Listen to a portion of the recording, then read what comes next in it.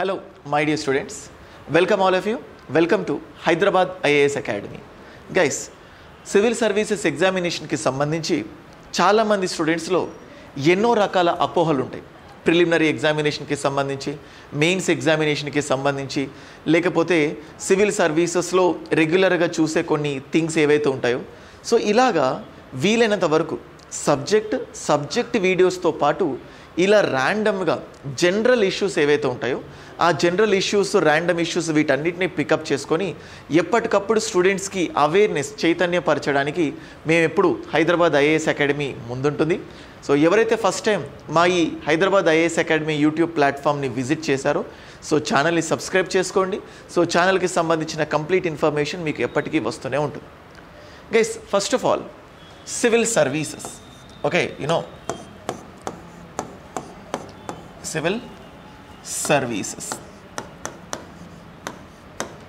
civil services, okay, civil services.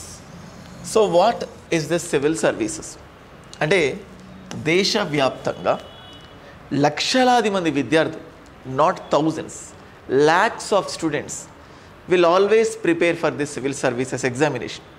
కొంతమంది ఈ civil services ఎగ్జామినేషన్ని చాలా ఒక ఎయిమ్గా, ఒక కైండ్ ఆఫ్ ఒక ఆబ్జెక్టివ్గా, సో ఇదే వాళ్ళ ఆశయంగా ఎంతోమంది తమ కెరియర్స్, ఇంజనీర్స్ అయినా కానీ, ఎంబీబీఎస్ చేసిన వాళ్ళైనా కానీ, లక్షలాది రూపాయలు సంపాదించే వాళ్ళైనా కూడా వాటన్నింటినీ వదిలేసి సో ఈ సివిల్ సర్వీసెస్కి వస్తుంటారు.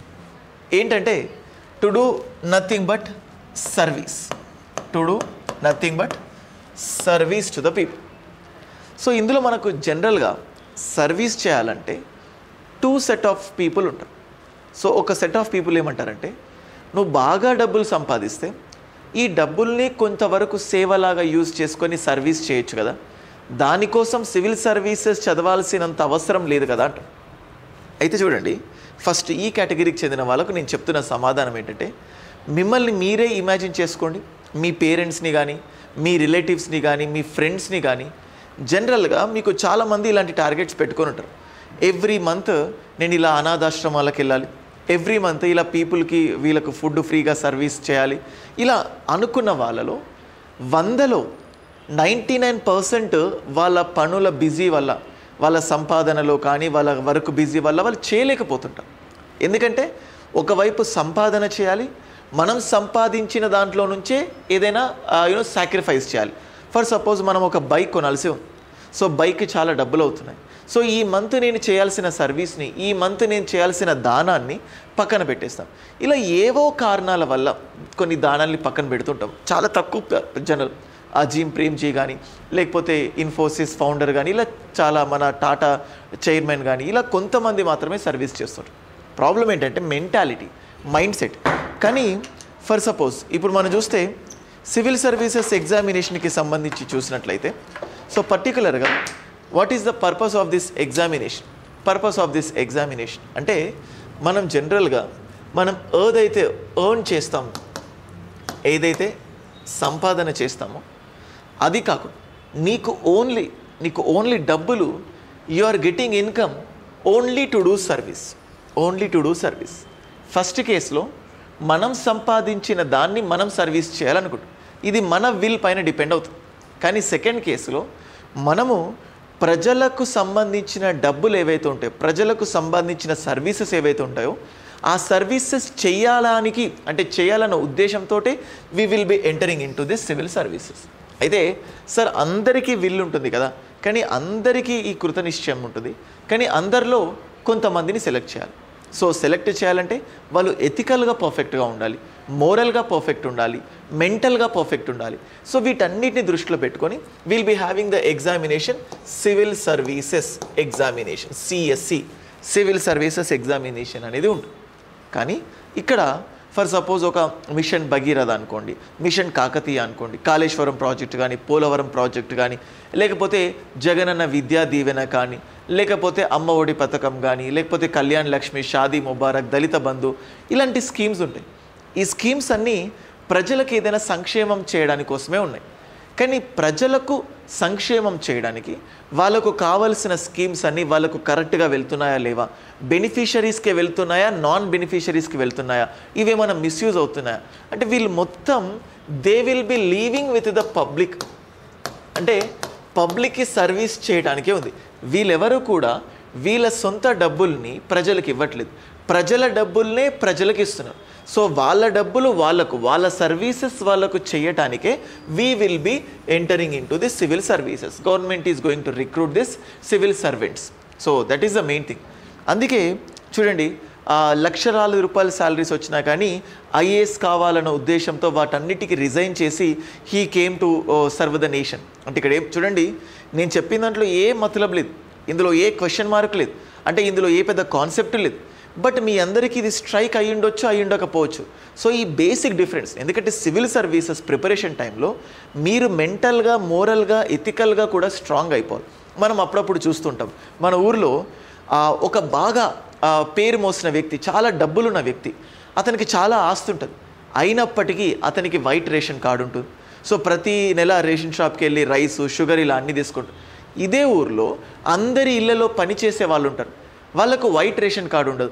వాళ్ళు వెళ్ళి అడిగినా కానీ నీకెందుకు రేషన్ కార్డు అని వాళ్ళని బెదిరించడం, వాళ్ళకి ఇవ్వకపోవడం, వాళ్ళకు రావాల్సిన సర్వీసెస్ కూడా వాళ్ళకు రాకుండా చేస్తారు.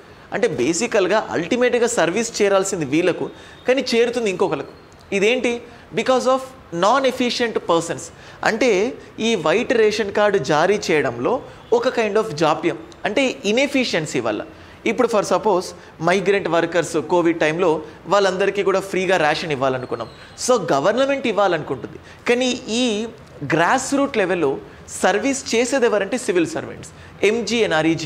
ఎంజీఎన్ఆర్ఈజీఏలో భాగంగా మంచిగా ఇన్ఫ్రాస్ట్రక్చర్ డెవలప్ అవ్వాలి, విలేజ్ అనేది మంచి డెవలప్ అవ్వాలి. సో అందులో భాగంగా సివిల్ సర్వెంట్స్ దాన్ని చూసుకోవాలి. కానీ ఇక్కడ ఏమవుతుంది, సో యాక్చువల్గా ఆ మనీని ఇష్టం వచ్చినట్టు మిస్యూజ్ చేయడం కానీ, ఏదో పని చేయకపోయినా చేస్తున్నట్టు చూపించి డబ్బులన్నింటినీ పక్కదారి మళ్లించడం, ఇలాంటివన్నీ జరుగుతూ ఉంటాయి. So the main task of the civil servant is to do the service properly. ఎవరికైతే బెనిఫిట్ రావాలో వాళ్ళకు చేరే విధంగా, అంటే అఫ్కోర్స్ ఎమ్మెల్యే, ఎంపీ వీళ్ళందరూ ఉంటారు. సో వాళ్ళందరూ చెప్పిన గ్రాంట్ చేయడానికి సంబంధించి, కింద గ్రాస్ రూట్ లెవెల్లో వర్క్ చేయడానికి సంబంధించి సివిల్ సర్వెంట్స్ అనేది చాలా చాలా ఇంపార్టెంట్.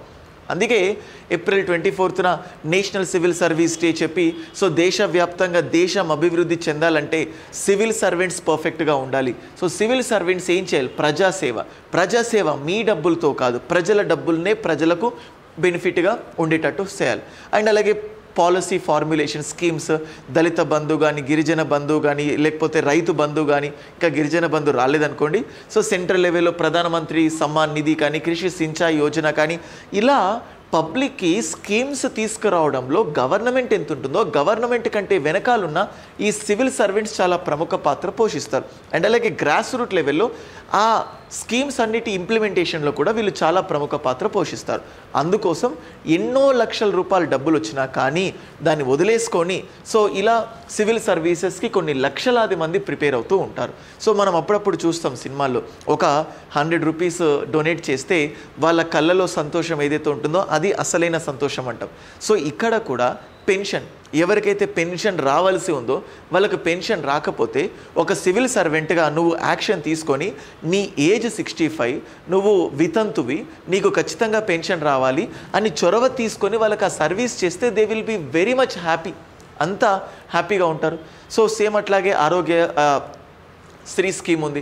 సో ఆరోగ్యశ్రీ పథకం కింద వాళ్ళు బెనిఫిషరీ రావాలి, కానీ బెనిఫిట్ రాలేదు, తిరిగి వాళ్ళకి ఖర్చు అయ్యేటట్టు ఏదైనా, అంటే కొంతమంది మిస్యూజ్ చేస్తున్నారు.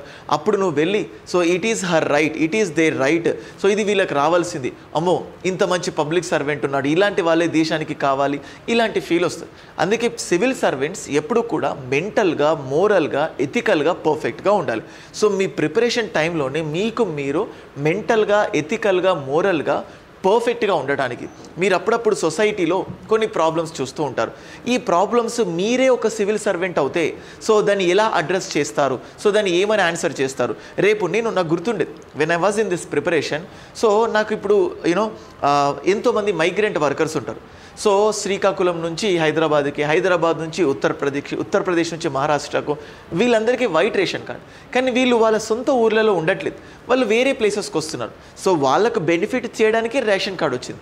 సో ఇప్పుడు 1 నేషన్ 1 రేషన్ కార్డ్ అన్నట్టు మనం చూస్తున్నాం. వీళ్ళు ఎక్కడున్నా కానీ ప్రభుత్వం ఇచ్చే స్కీమ్స్ని వాళ్ళు బెనిఫిట్ అవ్వచ్చు, బెనిఫిషరీస్గా ఉండొచ్చు. సో ఆ సర్వీసెస్ని పొందవచ్చు. ఇదేంటి, it's nothing but reform. So ఇలాగా పబ్లిక్కి సర్వీస్ చేయడం, పబ్లిక్కి ఎఫిషియెంట్గా సర్వీస్ చేయడం సివిల్ సర్వెంట్ యొక్క ముఖ్యమైన విధి. ఇక్కడ తన శాలరీ, తను తీసుకునే శాలరీ కూడా ఇలా ఎఫిషియెంట్గా సర్వీస్ చేయడానికే. కానీ చాలామంది సివిల్ సర్వెంట్స్ సో ప్రజలకు రావాల్సిన డబ్బుల్ని పక్కదారి మళ్లించి దాన్ని కరప్షన్ ప్రాక్టీసెస్కి వెళ్ళిపోయి సో ఆ డబ్బులన్నీ వీళ్ళు తీసుకోవడం వల్ల సమాజం అనేది కంప్లీట్గా నెగిటివ్ అయిపోతుంది. సో ఇది చాలా సినిమాల్లో, మీ నిజ జీవితంలో కూడా మీరు చూసే ఉంటారు. బట్ యాజ్ ఎ సివిల్ సర్వెంట్గా మీరు ఏం చేయాలి, మీ యొక్క ఇంపార్టెంట్ డ్యూటీ ఏంటి, బాగా డబ్బులు సంపాదించే వాళ్ళు ఎందుకు డొనేట్ చేయరు, లేకపోతే ఎందుకు సర్వీసెస్ చేయరు, సో సివిల్ సర్వీసెస్ మాత్రమే చేయాలి.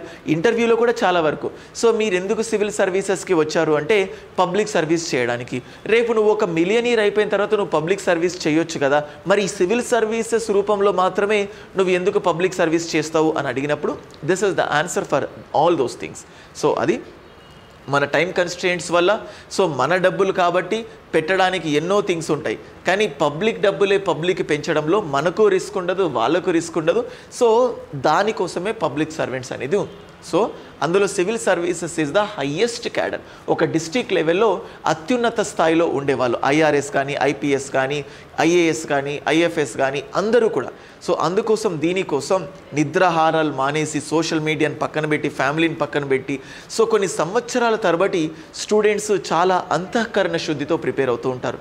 కానీ ఈ స్టూడెంట్స్ సో వాళ్ళ ఆశయం చాలా గొప్పగా ఉంటుంది, సివిల్ సర్వెంట్ కావాలనుకుంటారు. కానీ దానికి కావలసిన మార్గం అనేది ఎంచుకోవడంలో చాలామంది రాంగ్ పాత్లో వెళ్ళడం, సరైన మార్గంలో వెళ్ళకపోవడం వల్ల సంవత్సరాల తరబడి ఈ ఫీల్డ్లోనే ఉండేవాళ్ళు ఎంతోమంది ఉన్నారు. సో వీళ్ళందరి కోసం Hyderabad IAS academy so classes చెప్పడమే కాకుండా స్టూడెంట్స్కి మోరల్ యాప్టిట్యూడ్ అండ్ అలాగే మోరల్ లెక్చర్స్ అండ్ అలాగే ప్రిపరేషన్లో మీరు ఎదుర్కొనే వైఫల్యాలు ఏవైతే ఉంటాయో వాటిని ఎలా ఓవర్కమ్ చేయాలి, దానికి కావలసిన సరైన మార్గం ఏంటి, వీటన్నిటినీ చెప్పడానికి మా దగ్గర సరైన team, one of the very efficient team మన దగ్గర ఉన్న టీం మొత్తంలో కూడా అట్లీస్ట్ 2 or 3 times ఇంటర్వ్యూ వరకు వెళ్ళి వచ్చిన క్యాండిడేట్స్, అంటే ఇంటర్వ్యూ వరకు వెళ్ళొచ్చిన వెంటనే కాకుండా వీళ్ళకి అట్లీస్ట్ 3, 4, 5 years ఎక్స్పీరియన్స్ ఉన్న వాళ్ళను బెస్ట్గా చూస్ చేసుకొని బెస్ట్ సివిల్ సర్వెంట్స్ని ప్రిపేర్ చేయాలన్న ఉద్దేశంతో హైదరాబాద్ ఐఏఎస్ అకాడమీ ఉన్నది.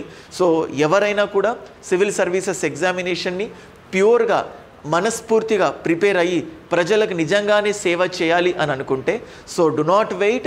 హైదరాబాద్ ఐఏఎస్ అకాడమీ ఎప్పుడు కూడా డోర్స్ ఓపెనే ఉంటాయి. ఎన్సీఆర్టీ ఫౌండేషన్ క్లాసెస్ ఉంటాయి, టెస్ట్ సిరీస్ ఉంటాయి, వీడియో క్లాసెస్ ఉంటాయి, ఆఫ్లైన్ క్లాసెస్, ఆన్లైన్ క్లాసెస్ రెండు మిక్స్చర్ ఉన్నట్టు hybrid everything is provided in the Hyderabad IAS academy. మీకు ఇంకా ఏం డీటెయిల్స్ కావాలన్నా కింద డిస్క్రిప్షన్లో అండ్ కింద స్క్రోలింగ్లో మీకు నంబర్ ఉంటుంది, ఆ నంబర్ని మీరు కాంటాక్ట్ అవ్వచ్చు. That's all for this video. Thank you guys. Thank you for choosing this platform.